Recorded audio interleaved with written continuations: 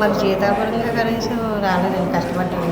జెసి గారు ఏదో ఒక ఇష్యూ మన దగ్గరికి 2016, 17, 18, 19లో ధాన్యం కొనుగోలు కేంద్రం మనోళ్ళు పెట్టారు ఇక్కడ మార్కెటింగ్ యార్డ్లో భీమవరం. పేమెంట్ మొత్తం ఇంకా ప్రభుత్వం వచ్చాక ఇవ్వలేదు. 4,50,000 ఉన్నాయి సార్ రావాల్సింది, వీళ్ళకి ఏం రాలేదు.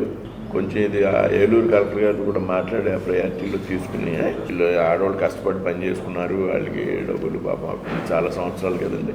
ఇప్పుడే పంపుతానండి మీ దగ్గరికి, జేసీ గారి ఆఫీస్కి పంపించండి. కూడా ఎవరు వెళ్ళండి, అన్ని గ్రామాలకు అయిపోయింది సార్, సచివాలయం అయిపోయింది సార్. ఇప్పుడు కోర్టు కూడా నేను మొదలెట్టిస్తాను కలెక్టర్ గారితో, ఇవాళ మాట్లాడతాను. ముందు సచివాలయం అయ్యి పనులు ఏ గ్రాంట్లో అయినా సరే పనులు అయ్యేలా మొదలెట్టు.